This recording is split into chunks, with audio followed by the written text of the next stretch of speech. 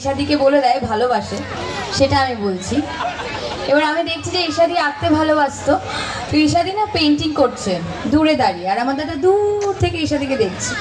এবার আমি দাদার কাছে গেলাম, গিয়ে বললাম কি রে, আর কদিন এরকম ঈশাদির পেছন পেছন ঘুরবি বলতো?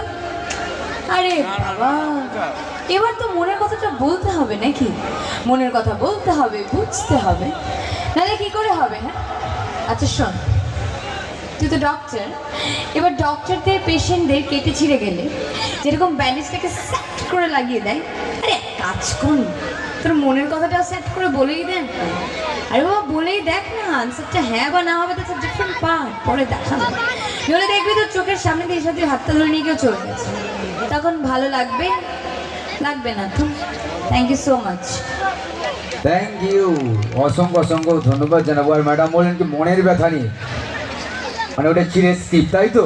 মনের ব্যথা নিয়েই স্ক্রিপ্টটা ছিল, কিন্তু দীঘা থেকে একদম আপ টু হলদে পর্যন্ত রয়েছে কেনা মনের ব্যথা। তো আমি সব একটা নতুন রেওয়াজ উঠেছে, অলরেডি আপনার ভাইরাল অলরেডি হয়ে গিয়েছে, আপনারা শুনতে পাবেন। তো আমি চাইবো ম্যাডামকে জনপ্রিয় খান সঙ্গীত উপহার দেওয়ার জন্য। মঞ্চে রয়েছেন আমার আপনার সবার প্রিয় অর্পিতা সরকার, ওনার নেক্সট পারফরমেন্সে ফিরে যাবো। চলুন।